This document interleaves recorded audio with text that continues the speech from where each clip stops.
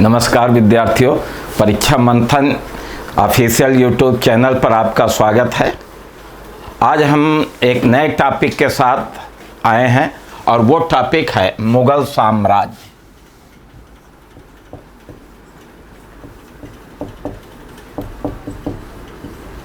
मुगल साम्राज्य, ठीक है। अब मुगल साम्राज्य 1526 से प्रारंभ होता है और इसका महान युग तो 1707 ईस्वी तक रहा, लेकिन ये वंश अगर देखा जाए तो 1857 तक चलता रहा। यानी 1526 से 1857 तक ये वंश रहा और महान मुगलों का युग रहा 1526 से 1707, ठीक है। चलिए, अब 16वीं शताब्दी तक आते आते अगर देखा जाए तो 16वीं शताब्दी का जो भारत था उसका स्वरूप सामंती हो चुका था। सामंती स्वरूप का मतलब ये है कि दिल्ली सल्तनत की जो केंद्रीय प्रभुसत्ता थी वो कमज़ोर पड़ चुकी थी और उनके जो गवर्नर या प्रांतपति होते थे वो स्वतंत्र हो चुके थे। तो तमाम क्षेत्रीय राज्यों का उदय हो चुका था, ठीक है। और फिर इन्हीं परिस्थितियों में अगर आप देखें तो दिल्ली सल्तनत का पतन हुआ और भारत में मुगल साम्राज्य की स्थापना होती है। सबसे पहले आप देखेंगे कि मुगल साम्राज्य के संस्थापक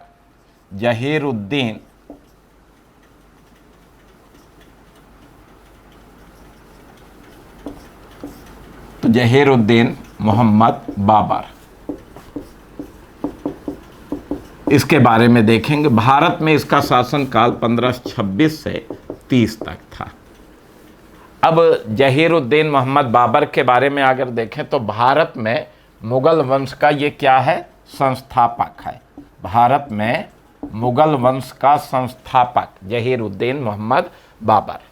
अब थोड़ा इसके प्रारंभिक जीवन के बारे में अगर हम देखें कि बाबर का प्रारंभिक जीवन कैसा रहा, कुछ महत्वपूर्ण बात है। तो देखिए, बाबर का जन्म जो है 1483 ईस्वी में फरगना राज्य में, मध्य एशिया में ये फरगना राज्य था जिसकी राजधानी अंदीजान हुआ करती थी, अंदीजान। तो बाबर का जन्म जो है 1483 में फरगना राज्य में हुआ था और फरगना की राजधानी कहाँ थी, अंदीजान। बाबर के पिता अगर देखा जाए तो पिता का नाम उमर शेख मिर्जा था जो फरगना के शासक थे और माता कुतलुग निगार खानम थी, कुतलुग निगार खानम। तो ये बाबर के माता पिता थे। उमर शेख मिर्जा जो इसके पिता थे वो फरगना के शासक थे, माता कुतलुग निगार खानम थी। अब बाबर अगर देखा जाए तो ये पिता की तरफ से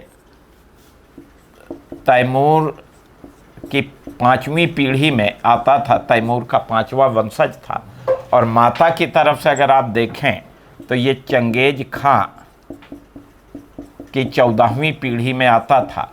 यानी बाबर के शरीर में अगर देखा जाए तो मध्य एशिया के दो खूंखार जातियों के, दो खूंखार लोगों का रक्त प्रवाहित था। पिता की तरफ से तैमूर का रक्त था, माता की तरफ से चंगेज खां का रक्त प्रवाहित था। तो दो वीर लोगों का रक्त इसके शरीर में प्रवाहित था। बाबर अगर देखा जाए तो बाबर चगताई तुर्क था,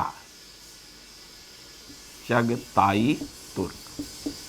ये तो बाबर क्या था, वास्तव में चगताई तुर्क था। यही चगताई तुर्क जब भारत में आए तो मुगल के नाम से जाने गए, ठीक है। अब वास्तव में अगर देखा जाए तो मध्य एशिया में जो तुर्किस्तान का क्षेत्र था, तुर्किस्तान के क्षेत्र को चंगेज खां के पुत्र के नाम पर चगताई क्षेत्र कहा जाता था। चगताई खां के नाम पर चगताई क्षेत्र, ठीक है। और बाबर के जो पूर्वज थे इसी चगताई क्षेत्र के निवासी थे और इसीलिए इन्हें चगताई तुर्क कहा जाता था, ठीक है। अब आप देखेंगे 1494 ईस्वी में बाबर के पिता उमर शेख मिर्जा की मृत्यु हो जाती है। उस समय बाबर की उम्र कितनी होती थी? 11 वर्ष। ठीक है, और 11 वर्ष की उम्र में बाबर फरगना का शासक बन गया। तो बाबर जो है, चूंकि 1494 में उमर शेख मिर्जा जो बाबर के पिता थे उनकी मृत्यु हो जाती है। बाबर उस समय 11 वर्ष का था और 11 वर्ष की उम्र में वो फरगना का शासक बन गया। इतनी कम उम्र में भी बाबर बहुत महत्वाकांक्षी था और उसकी इच्छा थी कि अपने पूर्वज तैमूर की राजधानी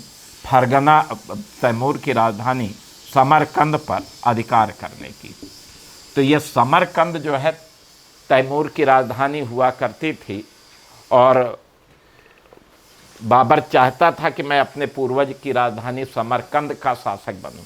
यद्यपि इस समय समरकंद बाबर के चाचा बैशंकर मिर्जा के अधिकार में था। इस समय समरकंद का शासक कौन था? बैशंकर मिर्जा, जो बाबर का चाचा था। ठीक है, अब बाबर 1496 में पहली बार समरकंद पर आक्रमण किया, लेकिन इससे सफलता नहीं मिली और असफल होकर के वापस चला आया। 1497 में बाबर पुनः समरकंद पर आक्रमण किया और अपने चाचा बैशंकर मिर्जा को पराजित कर समरकंद पर अधिकार कर लिया। तो अधिकार कब हुआ? 1497 में। और एक बार जब अधिकार किया तो केवल 100 दिन तक ही यहाँ समरकंद पर अधिकार बनाए रखा, क्योंकि 100 दिन बाद इसे फरगना वापस आना पड़ा। उसके पीछे 2 प्रमुख कारण थे। एक तो बाबर समरकंद में जाकर के बीमार पड़ गया और दूसरी चीज़ ये है कि इसकी अनुपस्थिति में फरगना में विद्रोह हो गया था। तो इस कारण से बाबर को फरगना वापस लौटना पड़ा। फिर आप देखेंगे कि 1501 ईस्वी में बाबर ने पुनः समरकंद पर आक्रमण किया और फिर से अपने चाचा को पराजित कर समरकंद पर अधिकार कर लिया और इस बार ये 8 महीना समरकंद पर शासन किया। अब 8 महीने के शासन के बाद आप देखेंगे कि इसके चाचा बैशंकर मिर्जा मध्य एशिया के एक अन्य खूंखार जात, आप देखेंगे कि उज़्बेकों की सहायता ली और उज़्बेकों की सहायता से इससे युद्ध किया। और फिर आप देखेंगे कि सर-ए-पूल का युद्ध होता है। सर-ए-पूल का युद्ध 1502 में, 1502। ठीक है, अब ये युद्ध अगर देखा जाए तो बाबर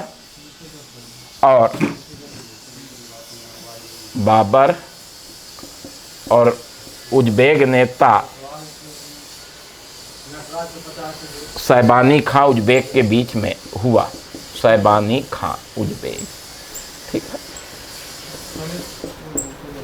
ये युद्ध, ये तो 1501 में बाबर ने समरकंद पर आक्रमण किया था, 8 महीना शासन किया। 1502 में सर-ए-पूल का युद्ध हुआ बाबर और सैबानी खां उज़्बेक के बीच में और इस युद्ध में बाबर पराजित हुआ और अब उसे समरकंद छोड़ना पड़ा। तो बाबर को 1502 में समरकंद छोड़ना पड़ा और जब समरकंद छोड़ना पड़ा, इस बीच में इसके हाथ से फरगना भी निकल चुका था। अब न तो ये समरकंद का शासक रहा और ना ही फरगना का। ठीक है, तो ये कुछ प्रारंभिक बातें थी। इसके बाद अगर आप स्थिति देखें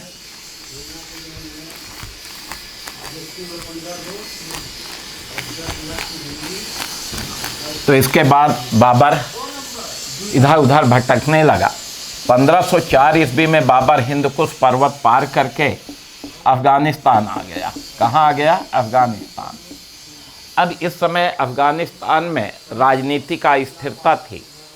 अफगानिस्तान में शासक के विरुद्ध चारों तरफ विद्रोह हो रहे थे और इस राजनीति का स्थिरता का लाभ बाबर ने उठाया और 1504 में अफगानिस्तान पर अधिकार कर लिया। तो 1504 में बाबर अफगानिस्तान पर अधिकार कर लिया, काबुल को राजधानी बना करके अफगानिस्तान पर शासन करने लगा, अफगानिस्तान का शासक बन गया। फिर 1507 में आप देखेंगे कि बाबर ने बादशाह की उपाधि धारण की। बादशाह स्थायी स्वामी। बादशाह का अर्थ क्या होता है? स्थायी स्वामी, ठीक है। तो बादशाह की उपाधि धारण की, लेकिन अभी भी समरकंद इसके मस्तिष्क पर बना हुआ था। और 1511 में बाबर ईरान के शासक शाह इस्माइल से समझौता कर इसकी सहायता से पुनः समरकंद पर आक्रमण कर दिया और अधिकार कर लिया। समरकंद पर अधिकार किसकी सहायता से? ईरान के शासक शाह इस्माइल की सहायता से। लेकिन केवल 1 वर्ष तक यहाँ से शासन किया और 1 वर्ष बाद ही आप देखेंगे कि 1512 में पूले मलिक का युद्ध हुआ। और इस युद्ध में आप देखेंगे ये उज़्बेकों के साथ युद्ध था। और इस युद्ध में ये युद्ध जो है बाबर और उबैदुल्ला खां उज़्बेक के बीच में हुआ था, ठीक है। तो ये एक और युद्ध हुआ उज़्बेकों के साथ, पूले मलिक का युद्ध। और इस युद्ध में बाबर पराजित हुआ और अफ़गानिस्तान वापस लौट आया। और फिर इसके बाद वो कभी भी समरकंद की तरफ दृष्टि नहीं डाली। तो ये बाबर का भारत आने से पहले के विवरण है, ठीक है। अब देखेंगे कि बाबर के भारतीय अभियान, बाबर के भारतीय अभियान, ठीक है। अब बाबर का भारतीय अभियानों के बारे में अगर आप देखें तो देखिए, पहली बात है कि बाबर के भारतीय अभियान के क्या कारण थे, ठीक है। तो बाबर के भारतीय अभियान के 2 प्रमुख कारण थे। पहली चीज़ तो यह है कि बाबर की मध्य एशियाई राजनीति में असफलता,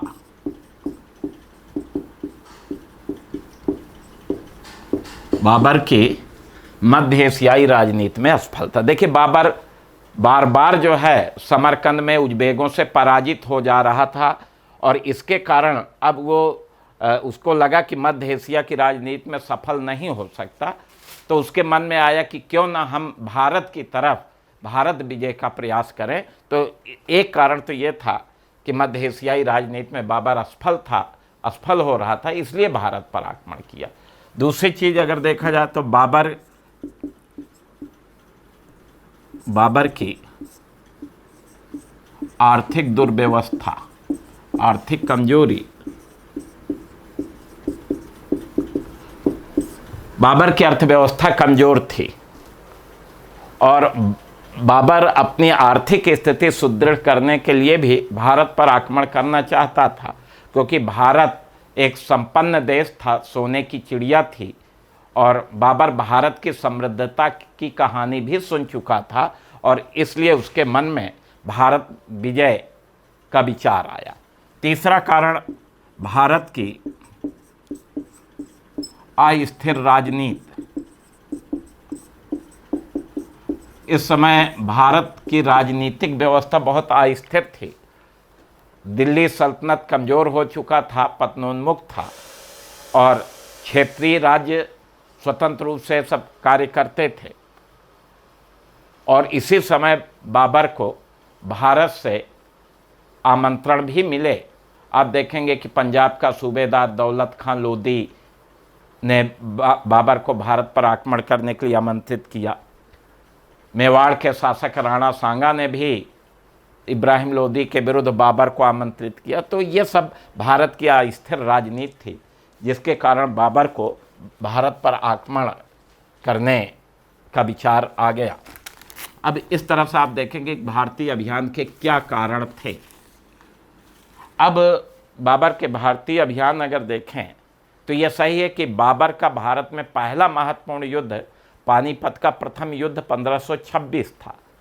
लेकिन पानीपत के प्रथम युद्ध से पहले बाबर भारत में 4 बार आक्रमण कर चुका था। नंबर 1, पहला आक्रमण 1519 में हुआ था, जब बाबर ने सीमा स्थित भेरा एवं बाजौर की विजय की थी। तो 1519 में बाबर ने सबसे पहले भारत पर आक्रमण किया और भेरा एवं बाजौर क्षेत्र को जीत लिया। भेरा एवं बाजौर के किले पर अधिकार कर लिया। बाजौर के युद्ध में ही बाबर ने पहली बार तोपों का प्रयोग किया, गोला बारूद का प्रयोग किया। ये महत्वपूर्ण है, इसे याद रखिए कि बाबर ने भारत में सर्वप्रथम किस युद्ध में तोपों का प्रयोग किया था। तो पानीपत के युद्ध से पहले बाजौर के युद्ध में उसने तोपों का प्रयोग किया। फिर दूसरा आक्रमण भी 1519 ईस्वी में हुआ और इस बार ये पेशावर पर आक्रमण किया और पेशावर तक के क्षेत्रों की विजय की। तीसरा आक्रमण 1520 ईस्वी में हुआ जब इसने सियालकोट एवं सैयदपुर की विजय की थी। और इसका चौथा आक्रमण 1524 में हुआ जब इसने दीपालपुर और लाहौर तक के क्षेत्रों को विजित किया और पंजाब में प्रवेश किया था। तो पानीपत के प्रथम युद्ध से पहले बाबर ने ये 4 आक्रमण किए थे और फिर इसका पहला महत्वपूर्ण आक्रमण अगर देखा जाए तो वो पानीपत का प्रथम युद्ध है।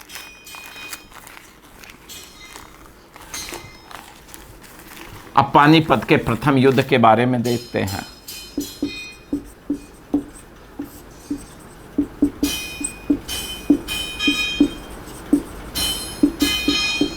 पानीपत का प्रथम युद्ध 1526 में हुआ और यह युद्ध बाबर एवं दिल्ली के सुल्तान इब्राहिम लोदी के बीच में लड़ा गया था। ठीक है, बाबर और इब्राहिम लोदी के बीच में लड़ा गया।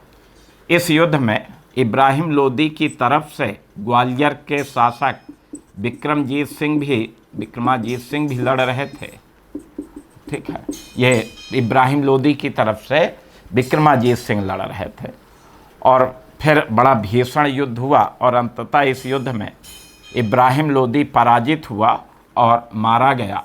इसी युद्ध में विक्रमाजीत सिंह भी मारे गए। तो इब्राहिम लोदी भी मारा गया, विक्रमाजीत सिंह भी मारे गए। इब्राहिम लोदी दिल्ली का एकमात्र सुल्तान है जो युद्ध भूमि में शत्रु के साथ लड़ते हुए मारा गया था। ठीक है, अब इस युद्ध में बाबर विजयी हुआ। इसके परिणाम अगर देखें तो एक तरफ अगर देखा जाए तो भारत में इस युद्ध के परिणाम स्वरूप लोदी वंश का अंत हुआ और दूसरा परिणाम यह है कि भारत में मुगल वंश की स्थापना हुई। दोनों परिणाम याद रखना है आपको। ठीक है, इसी युद्ध के परिणाम स्वरूप भारत में लोदी वंश का अंत हो जाता है और आप देखेंगे कि मुगल वंश की स्थापना हो जाती है। ठीक, अब पानीपत के युद्ध के कुछ बिंदुओं पर चर्चा करते हैं। आप देखेंगे पानीपत के युद्ध में बाबर ने पहली बार तोपों के साथ तुलगमा युद्ध नीति का भी प्रयोग किया था। तुलगमा युद्ध नीति, तो तुलगमा युद्ध लड़ने की एक नीति है। ठीक है, और इस युद्ध नीति का प्रयोग बाबर ने पानीपत के युद्ध में पहली बार किया था। तुलगमा युद्ध नीति बाबर ने उज़्बेकों से सीखा था। एक तो ये जान लेंगे, तुलगमा का अर्थ होता है बगली, साइड, और इसमें जब युद्ध शुरू हो जाता है तो कुछ सेना रिजर्व रहती है और जो बगल में खड़ी रहती है और उस शत्रु को पीछे से घेर लेती है और आगे से एक सेना लड़ती है, पीछे से भी यह शत्रु पर वार कर देती है और फिर शत्रु में भगदड़ मच जाती है, तहस नहस हो जाता है। तो ये तुलगमा युद्ध नीति बाबर ने उज़्बेकों से सीखी थी। यहाँ बाबर ने तोपों को सजाने की उस्मानली विधि का प्रयोग किया था। इसे रूमी विधि भी कहते हैं।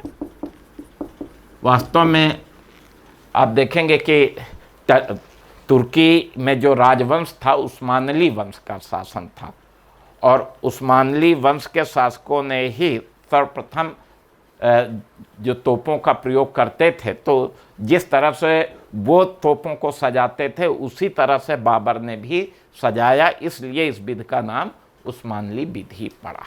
ठीक है, अब बाबर इस विजय के बाद दिल्ली और आगरा पर अधिकार कर लिया। आगरा में इब्राहिम लोदी के खजाने पर भी इसका अधिकार हो गया। और इसके बाद बाबर ने जो धन मिला उसमें हुमायूं, अपने पुत्र हुमायूं को तो कोहिनूर हीरा भेंट में दे दिया और अपने सेनापतियों और सैनिकों में बड़े उदारतापूर्वक धन का इसने वितरण किया। इसने आदेश जारी किया कि प्रत्येक काबुल वासी को भी एक एक चांदी का सिक्का बांटा जाए। और इस तरह से उदारतापूर्वक धन वितरण करने के कारण बाबर को कलंदर की उपाधि मिली। इसे कलंदर कहा जाने लगा। तो किस मुगल सम्राट की उपाधि कलंदर थी? याद रखिएगा, बिल्कुल प्रश्न मिलेगा, उत्तर होगा बाबर। तो ये पानीपत के प्रथम युद्ध के संदर्भ में हमने बताई। इस युद्ध के बाद भारत में मुगल वंश की स्थापना हो जाती है। इसके बाद भी बाबर को भारत में युद्ध लड़ने पड़े। पानीपत के बाद बाबर को खानवा का युद्ध लड़ना पड़ा। खानवा का युद्ध 1527 में हुआ। खानवा आगरा से कुछ दूरी पर स्थित है, राजस्थान में।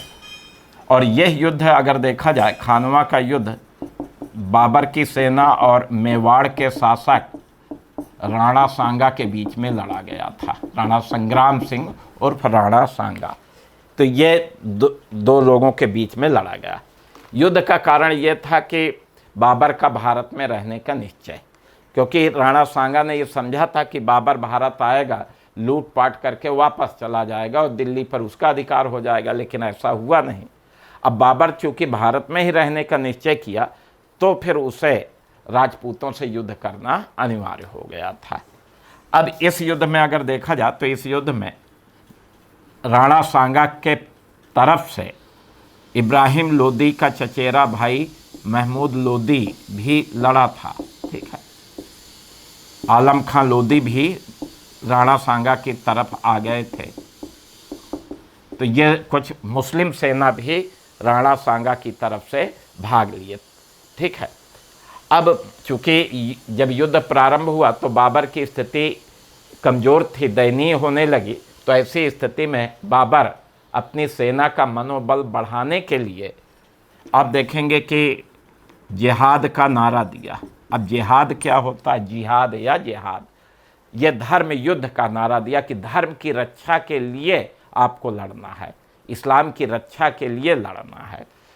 और फिर आप देखेंगे तो जिहाद को बाबर ने एक राजनीतिक अस्त्र के रूप में प्रयोग किया। ठीक है, क्योंकि दोनों पक्ष में भाई राणा सांगा की तरफ से भी तो मुसलमान लड़ रहे थे, तो ऐसे में कहाँ जिहाद हुआ।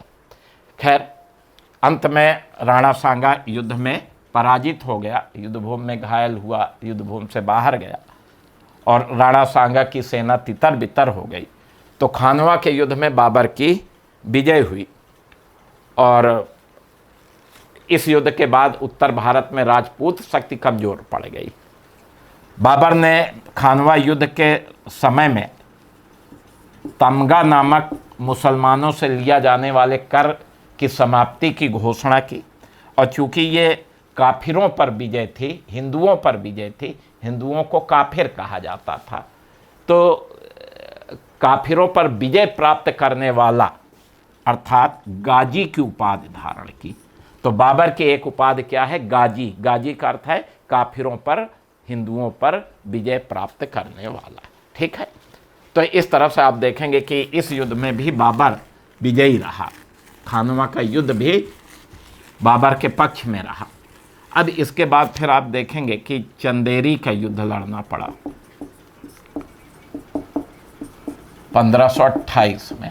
ठीक है, चंदेरी मध्य प्रदेश में है। इस समय चंदेरी का शासक मेदिनी राय था और ये राजपूतों को संगठित कर रहा था। तो बाबर को लगा कि मेदिनी राय का दमन करना भी जरूरी है। उसने मेदिनी राय के पास एक प्रस्ताव भेजा कि वो चंदेरी बाबर को दे दे और चंदेरी के बदले में वो शमशाबाद ले ले। शमशाबाद आपका फर्रुखाबाद ज़िले में एक तहसील है, आगरा फर्रुखाबाद के बीच में स्थित है। लेकिन मेदिनी राय ने यह प्रस्ताव अस्वीकार कर दिया और बाबर ने आक्रमण कर दिया। अब देखेंगे कि इस युद्ध में मेदिनी राय पराजित हुआ और मारा गया। चंदेरी पर बाबर का अधिकार हो गया। इस युद्ध की एक खास बात यह थी कि एक अफगान नेता जो आगे शेर शाह के नाम से प्रसिद्ध हुआ, तो इसी युद्ध में शेर शाह बाबर की तरफ से भाग लिया था।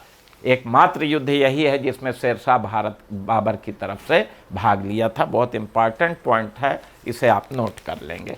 तो इस तरह से आप देखेंगे कि चंदेरी की भी विजय मिल गई। अब बाबर को भारत में अपना जो अंतिम युद्ध लड़ना पड़ा वो घाघरा का युद्ध था 1529 में। 1529 घाघरा नदी के किनारे पर यह युद्ध हुआ, इसलिए इसका नाम घाघरा का युद्ध पड़ा। और ये युद्ध जो है बाबर एवं इब्राहिम लोदी के चचेरे भाई महमूद लोदी के बीच में लड़ा गया। ये मध्यकालीन भारत का पहला युद्ध है जो स्थल के साथ साथ जल युद्ध भी हुआ था। तो जल और थल दोनों में लड़ा गया, जल युद्ध, थल युद्ध। तो मध्यकालीन भारत का पहला युद्ध कौन है जो जल में भी लड़ा गया, थल में भी लड़ा गया? घाघरा का युद्ध। और फिर इस युद्ध में महमूद लोदी पराजित हो गया, युद्ध भूमि से भाग गया। बाबर इस युद्ध में विजयी रहा। तो बाबर अपने भारतीय अभियानों में, सभी भारतीय अभियानों में सफल रहा। अब बात रही सफल रहा तो सफलता के कारण क्या थे? अगर सफल हुआ तो सफलता के कारण क्या थे? तो पहली चीज अगर आप देखें तो कुशल नेतृत्व। बाबर की सफलता का सबसे बड़ा कारण बाबर का कुशल नेतृत्व था। बाबर एक कुशल सेनापति था, कुशल नेतृत्व करता था और अपनी सेना का बहुत अच्छे ढंग से नेतृत्व किया और वो विजयी हुआ। इसके अतिरिक्त बाबर का तोपखाना भी उसके विजय का एक कारण था। तो बाबर ने एक सशक्त तोपखाने का निर्माण किया था। दो तुर्की अधिकारी उस्ताद अली और मुस्तफ़ा, इनके नेतृत्व में बाबर ने अपना तोपखाना संगठित किया था और अपने तोपखाने की सहायता से बाबर भारतीय राजाओं को पराजित करने में सफल हुआ, जबकि भारत के किसी शासक के पास तोपखाना नहीं था। तो इस तरह से सफलता के ये कारण थे कि इन कारणों से बाबर जो है भारत में सफल रहा। अब बाबर से संबंधित कुछ बातें अगर आप देखें तो बाबर नक्शबंदी सिलसिला का अनुयायी था। सूफियों का ये सिलसिला है और ये नक्शबंदी सिलसिले के एक संत उबैदुल्ला अहरार का मुरीद था, इन्हीं का शिष्य था, शेख उबैदुल्ला अहरार। तो बाबर किसका शिष्य था? शेख उबैदुल्ला अहरार का शिष्य था। ठीक है। बाबर भारत का पहला मुस्लिम शासक था जिसने बादशाह की उपाधि धारण की। पीछे मैंने बताया था 1507 में इसने बादशाह की उपाधि धारण की थी। इसने गजे बाबरी नामक एक नाप की प्रामाणिक इकाई का प्रचलन किया। इसने तुर्की भाषा में आप देखेंगे कि अपनी आत्मकथा लिखी, तुझके बाबरी। इसी को बाबरनामा भी कहा जाता है। और आगे चल करके पहले पाइंदा खां और फिर अब्दुल रहीम खान खाना ने इसका फारसी भाषा में अनुवाद किया। ठीक है। तो पहला मुगल शासक है जिसने अपनी आत्मकथा लिखी थी।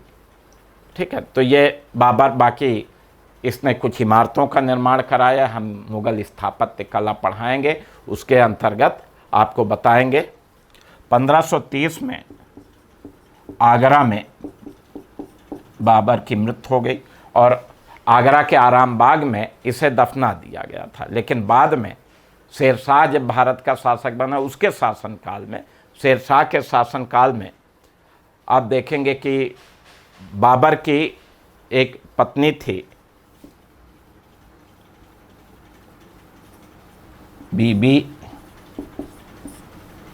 मुबारक यूसुफ जाई ये, और इसकी इस पत्नी ने बाबर के मृत कंकाल को आगरा से निकलवा करके काबुल में ले गई और काबुल में दफना दिया था। ठीक है, तो ये हमने बाबर के बारे में।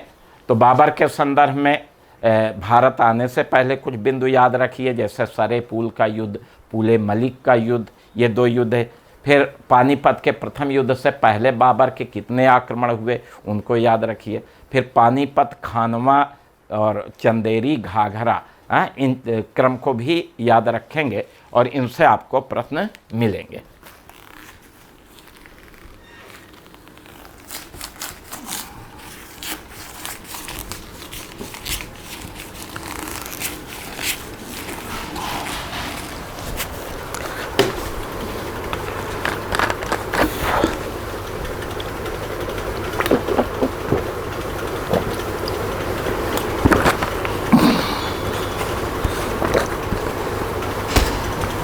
अब देखिए, बाबर के बाद अगर आप देखें तो बाबर के बाद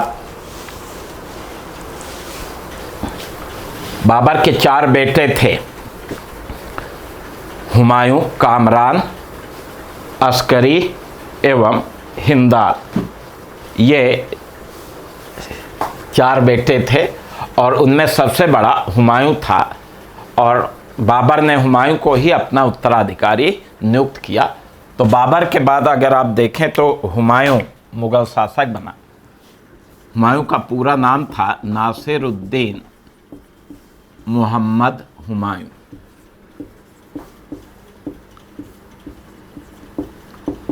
ठीक है, 1530 से 56 ये इसका शासनकाल रहा।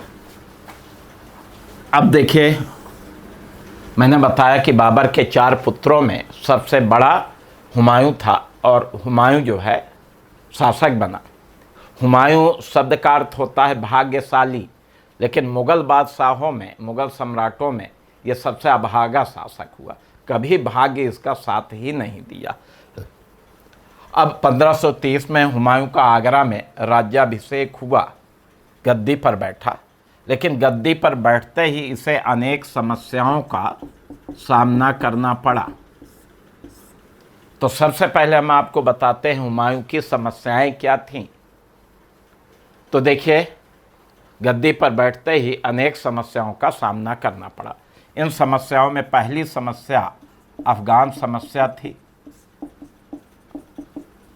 वास्तव में बाबर ने इब्राहिम लोदी को पराजित किया था, उसके बाद उसके चचेरे भाई महमूद लोदी को पराजित किया था, लेकिन महमूद लोदी को समाप्त नहीं कर सका।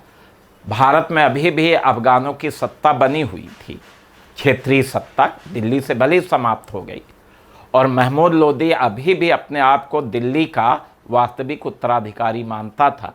तो ऐसे में हुमायूं को अफगानों से युद्ध जरूर करना पड़ेगा और हुआ भी यही। तो एक समस्या तो महमूद लोदी है और दूसरी शेर खां। इसका वास्तविक नाम तो फरीद था, फिर शेर खां के नाम से प्रसिद्ध हुआ और जब ये शासक बना तो शेर शाह के नाम से। तो अफगानों में सबसे महत्वपूर्ण शेर खां था, जिसने हुमायूं को सर्वाधिक परेशान किया। ठीक है, और बाबर ने भी कहा था शेर खां के बारे में कि इसके माथे पर राज लक्षण दिखाई पड़ता है, यह अफगान बहुत ही चालाक है। और शेरशाह भी कहता था कि अगर किस्मत ने मेरा साथ दिया तो मैं एक दिन मुग़लों को भारत से बाहर कर दूंगा, क्योंकि ये हमसे अच्छे योद्धा नहीं हैं। तो ये सब चीज़ें थी। तो शेर खां हुमायूं के लिए सबसे बड़ी समस्या बना। दूसरी समस्या कमज़ोर सेना। एक्चुअली बाबर जो भी राजकोष में धन मिला उसे उदारतापूर्वक वितरित कर दिया, और जब हुमायूं शासक बना तो खजाना खाली था। ऐसे में एक बड़ी सेना रखना इसके लिए समस्या बन गई। तो इसकी सेना कमज़ोर थी, बड़ी नहीं थी, और इसने कोई राष्ट्रीय सेना का निर्माण नहीं कर सका क्योंकि इसके पास धन नहीं था, रिक्त राजकोष इसे प्राप्त हुआ। हुमायूं के भाई, तो हुमायूं के भाई भी समस्या बन करके आए। जब हुमायूं को अपने भाइयों की सबसे ज़्यादा आवश्यकता थी तो भाइयों ने सबसे ज़्यादा असहयोग किया। हुमायूं आप देखेंगे कि एक उदार व्यक्ति था, दयालु व्यक्ति था, और अपने भाइयों के बीच में अपने साम्राज्य का विभाजन कर दिया। इसने कामरान को काबुल कंधार दे दिया, काबुल कंधार इसने दे दिया, लेकिन कामरान ने पंजाब पर स्वयं अधिकार कर लिया। और ऐसे इस अवसर पर हुमायूं शांत रहा, उससे कोई बात नहीं की, न युद्ध किया, और इससे हुमायूं की कमजोरी प्रकट हुई। दूसरा अस्करी था, इसे जो है संभल का क्षेत्र दे दिया गया। तीसरा हिंदाल था, इसे मेवात का क्षेत्र दे दिया। तो साम्राज्य का वास्तविक विभाजन कर दिया। और फिर आप देखेंगे कामरान और अस्करी दो भाइयों ने इसके विरुद्ध शत्रुतापूर्ण व्यवहार किए। हिंदाल यद्यप हुमायूं का साथ दिया था। तो इस तरह से आप देखेंगे कि हुमायूं के भाई भी समस्या बन करके आए, समस्या प्रकट किए। ठीक है।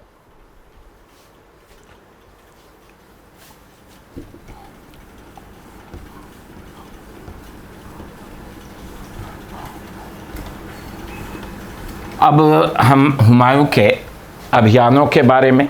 1530 में हुमायूं हिंदुस्तान का बादशाह बना, और फिर उसके बाद इसने सर्वप्रथम कालिंजर अभियान किया। कालिंजर अभियान, ठीक है, 1531। तो शासक बनने के बाद हुमायूं का प्रथम अभियान कौन था? तो क्या उत्तर देंगे? कालिंजर अभियान। इस समय यहाँ का शासक प्रताप रुद्रदेव था। ठीक है, ये था। और हुमायूं ने प्रताप रुद्रदेव पर अफगानों को शरण देने का आरोप लगा करके कालिंजर किले पर आक्रमण कर दिया। 1 महीने तक किले का घेरा पड़ा रहा, लेकिन हुमायूं किले को जीत नहीं सका। प्रताप रुद्रदेव भी लड़ने की स्थिति में नहीं था।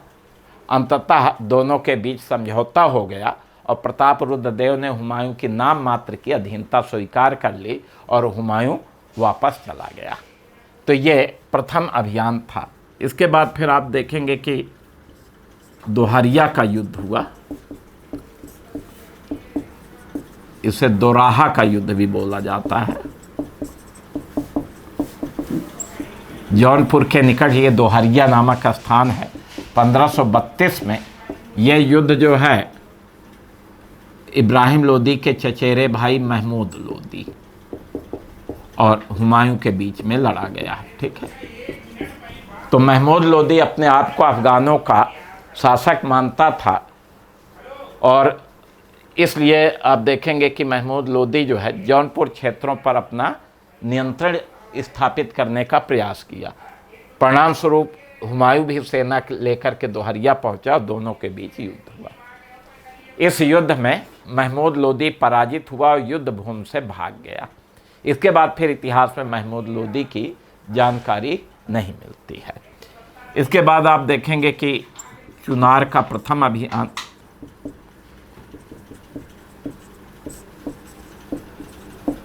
1532। इस समय चुनार का किला शेर खां सूर के अधीन था, ये इसके नियंत्रण में था। और दोहरिया के युद्ध से आप देखेंगे कि हुमायूं बहुत महत्वाकांक्षी हो गया, और उससे फिर आगे उसने चुनार पर आक्रमण कर दिया। चुनार मिर्ज़ापुर ज़िले में स्थित है। इसे पूरब का द्वार भी कहा जाता था। ठीक है। अब 4 महीने तक हुमायूं ने चुनार के किले पर घेरा डाला रखा, लेकिन चुनार को जीत नहीं सका। शेर खां भी लड़ने की स्थिति में नहीं था। अंततः दोनों में समझौता हुआ, और शेर खां ने नाम मात्र की अधीनता हुमायूं की स्वीकार कर ली, और हुमायूं अपनी सेना लेकर वापस चला गया। फिर अगला अभियान मालवा एवं गुजरात विजय, गुजरात अभियान 1534-35।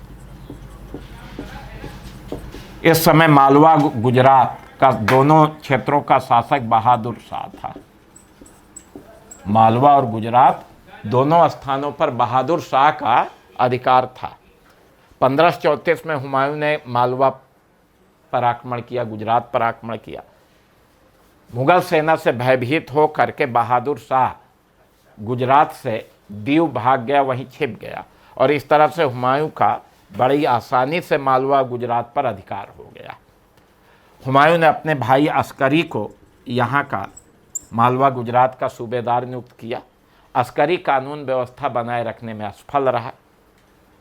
बहादुर शाह छिपे हुए स्थान यानी दीव से, दमन दीव से बाहर निकला और अपने प्रजा के सक्रिय सहयोग से मालवा और गुजरात को पुनः जीत लिया। फिर से बहादुर शाह शासक बन गया। तो इस तरह से आप देखेंगे कि मालवा गुजरात आया और वापस भी चला गया। ठीक है, तो मालवा गुजरात अभियान था। इसके बाद फिर आप देखेंगे कि हुमायूं का चुनार पर दूसरी बार अभियान होता है। चुनार का द्वितीय अभियान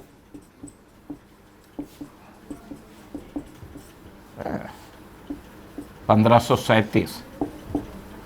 अब चुनार के द्वितीय अभियान की पृष्ठभूमि अगर देखें तो पृष्ठभूमि यह है कि 1537 में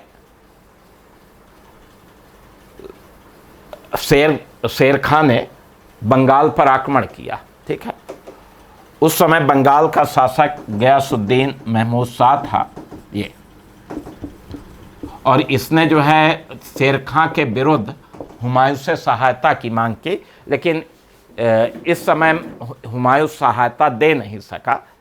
परिणाम ये हुआ कि शेर खां ने बंगाल पर आक्रमण किया, गयासुद्दीन महमूद से युद्ध प्रारंभ किया। इसी समय हुमायूं ने क्या किया कि गयासुद्दीन महमूद शाह को सहायता तो नहीं दे सका, लेकिन शेर खां के किले चुनार पर आक्रमण अवश्य कर दिया, और 6 महीने के घेरे के बाद आप देखेंगे कि हुमायूं ने चुनार का किला जीत लिया। तो इस तरह से यहाँ हुमायूं को 6 महीने बाद सफलता प्राप्त हो जाती है।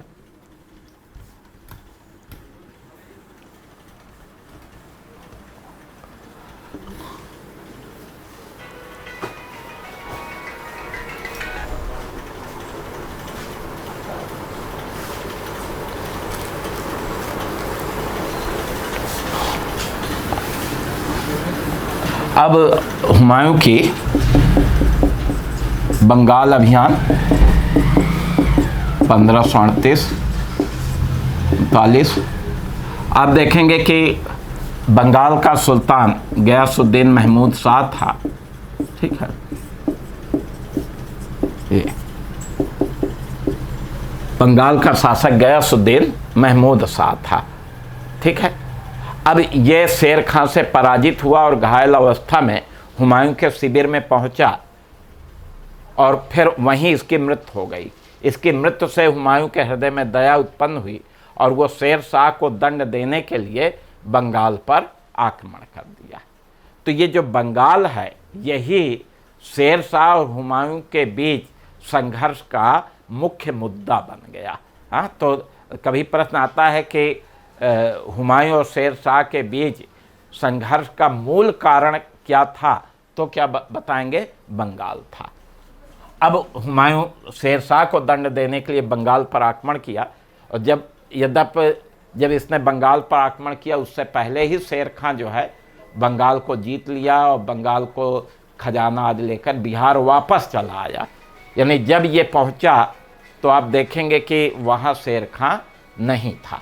ठीक है, अब हुमायूं जो है बंगाल पहुंच करके प्रमुख क्षेत्रों पर अधिकार कर लिया, अपने अमीरों के बीच जागीरों का आवंटन किया और स्वयं विलासतापूर्ण जीवन में लिप्त हो जाता है।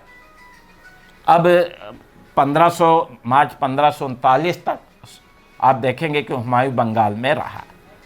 बंगाल से जब वापस ये बिहार के रास्ते वापस लौट रहा था तो फिर शेर खां के साथ इसका एक युद्ध होता है और वो युद्ध कहलाता है चौसा का युद्ध, 1539। तो चौसा ये बिहार में स्थित है, बक्सर जिले में, गंगा एवं कर्मनाशा नदी के किनारे। ठीक है, ये दो नदियों के संगम पर स्थित है चौसा। ये युद्ध, चौसा का युद्ध हुमायूं और शेर खां के बीच में लड़ा गया, हुमायूं और शेर खां के बीच में लड़ा गया। ठीक है, और इस युद्ध में हुमायूं की कुछ गलतियों के कारण आप देखेंगे कि हुमायूं पराजित हो जाता है, शेर खां विजयी हो जाता है। हुमायूं अपने जीवन की रक्षा के लिए गंगा नदी में कूद पड़ा और ये डूबने लगा। तो आप देखेंगे कि निजाम नामक एक भिस्ती ने, भिस्ती कहते हैं पानी भरने वाले को, तो निजाम नामक भिस्ती ने हुमायूं के जीवन की रक्षा की। चौसा के युद्ध के समय हुमायूं की पटरानी बेगा बेगम को बंदी बना लिया गया था। हुमायूं तो भाग आया, बेगा बेगम बंदी बना ली गई, लेकिन बाद में शेर खां ने जो है बेगा बेगम को सकुशल हुमायूं के पास वापस भेज दिया। ठीक है, चौसा युद्ध के बाद शेर खां ने शेरशाह की उपाधि धारण की। तो ये हमने आपको चौसा युद्ध के बारे में बताया, चौसा युद्ध की चर्चा की।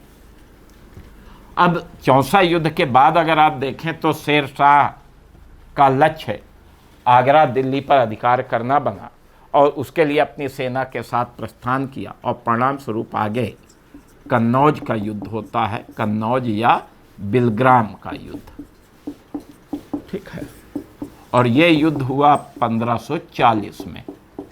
ठीक है, अब कन्नौज या बिलग्राम के युद्ध में अगर देखा जाए तो ये युद्ध भी हुमायूं और शेरशाह के बीच में ही हुआ, पहली चीज। ठीक, यहाँ हुमायूं ने वही गलती की जो गलती उसने चौसा के युद्ध में किया था, वही गलती इसने यहाँ पर भी कर दी। और अंततः आप देखेंगे कि इस युद्ध में भी हुमायूं पराजित होता है और युद्ध भूमि से भागना पड़ा, आगरा गया, आगरा से भी इसे भागना पड़ा।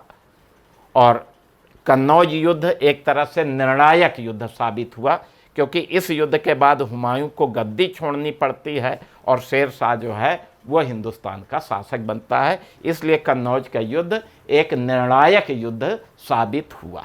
एक तो ये पॉइंट ध्यान में रखें। इस युद्ध में शेरशाह का पुत्र कुतुब शाह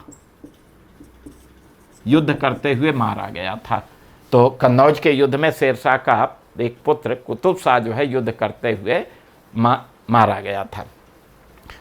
कन्नौज युद्ध का आंखों देखा वर्णन मिर्जा हैदर दुगलत ने किया है।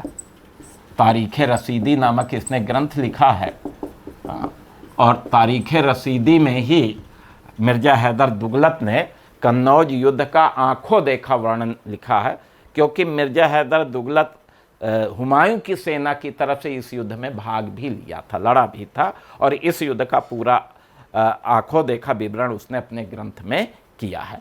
तो इस तरह से आप देखेंगे कन्नौज युद्ध के बाद हुमायूं को गद्दी छोड़नी पड़ी, और फिर गद्दी ही नहीं छोड़नी पड़ी, अंततः कुछ दिनों के लिए हिंदुस्तान भी इसे छोड़ना पड़ा, और कुछ दिनों तक तो इसे निर्वासन काल फिर व्यतीत करना पड़ा। अब हुमायूं का निर्वासन काल बताते हैं। हुमायूं का निर्वासन काल यानी 1540 में गद्दी छोड़नी पड़ी और 1555 तक 15 साल इसका ये निर्वासन काल रहा, वनवास रहा।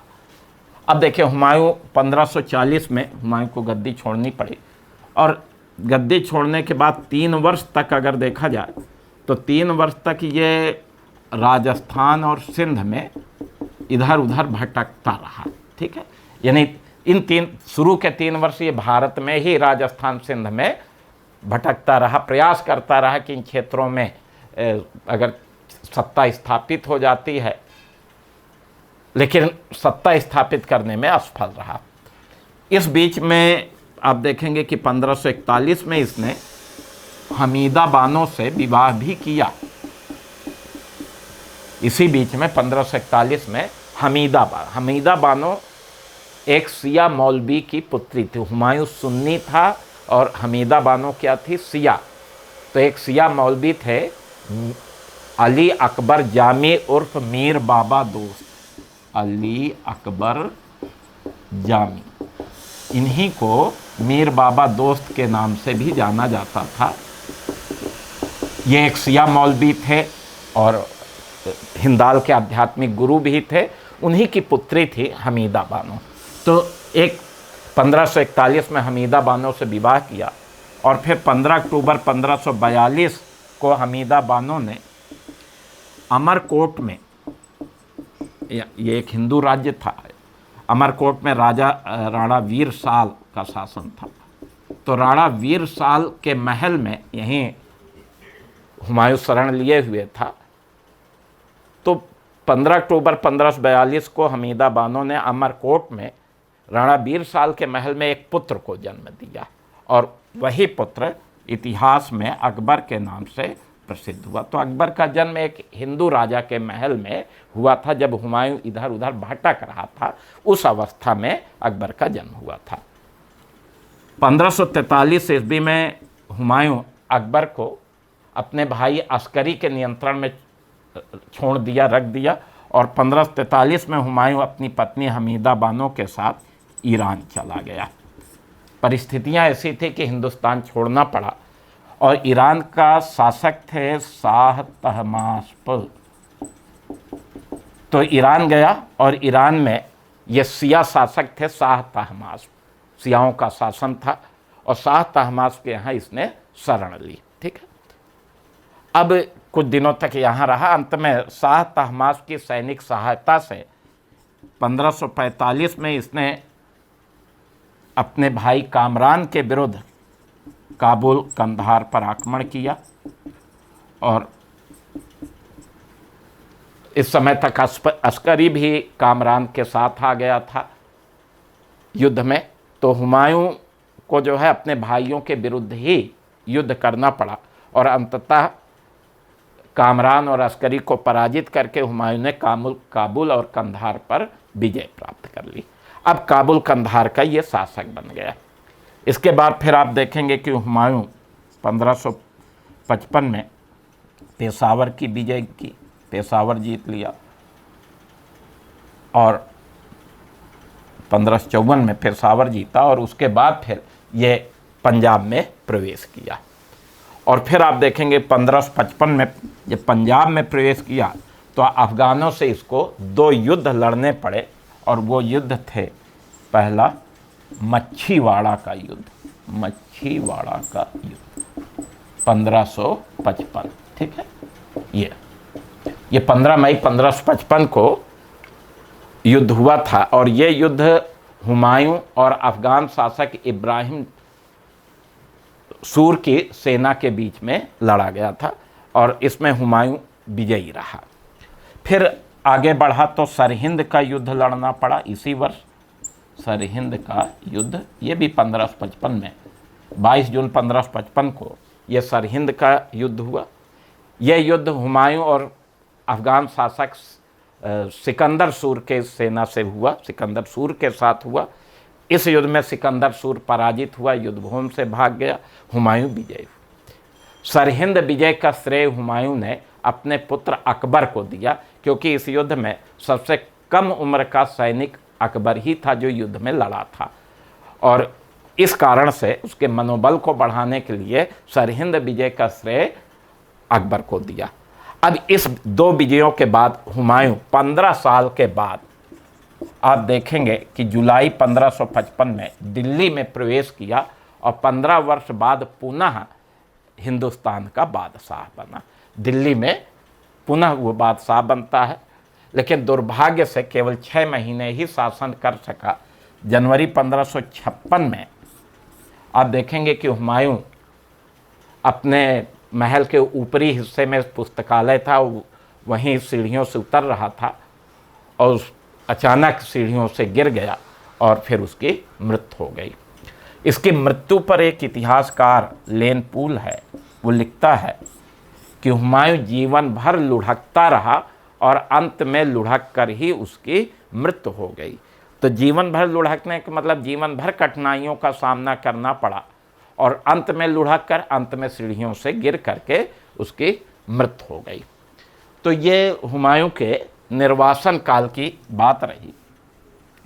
अब हुमायूं संबंधित 2-3 पॉइंट्स और महत्वपूर्ण हैं। पहली चीज़ तो यह है कि हुमायूं का जो राज दरबार था, तो हुमायूं अपना दरबार सूफियाना तरीके से, सूफियाना ढंग से सुसज्जित किया था। जैसे सूफी संतों की खानकाह होती थी, उसी तरह इसका दरबार भी होता था। तो सूफियाना ढंग से ये अपने दरबार को सुसज्जित करता था।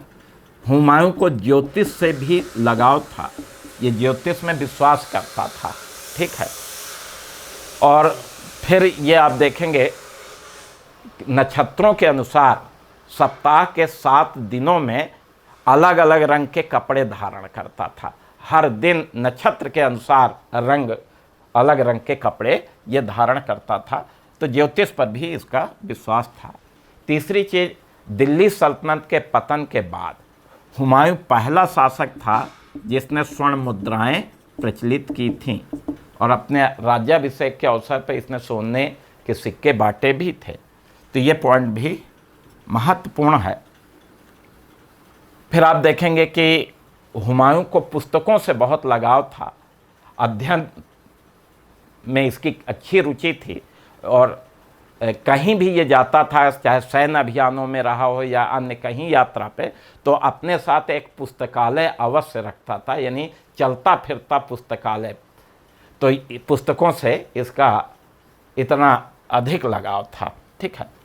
और फिर आप देखेंगे कि दिल्ली में इसने मीना बाजार की भी शुरुआत की थी, नदी सैर की शुरुआत इसने की थी। तो ये कुछ हुमायूं से संबंधित महत्वपूर्ण तथ्य हैं। तो आज हमने आपको मुग़ल साम्राज्य की स्थापना कैसे हुई, किसने की, फिर मुग़ल साम्राज्य के संस्थापक बाबर का मध्य एशियाई जीवन का कैसा रहा, मध्य एशिया में कौन कौन से युद्ध लड़ने पड़े, फिर बाबर के भारतीय अभियानों के क्या कारण थे, भारत में कौन कौन से युद्ध लड़ने पड़े, बाबर की सफलता के क्या कारण थे, बाबर से संबंधित अन्य बिंदुओं के बारे में।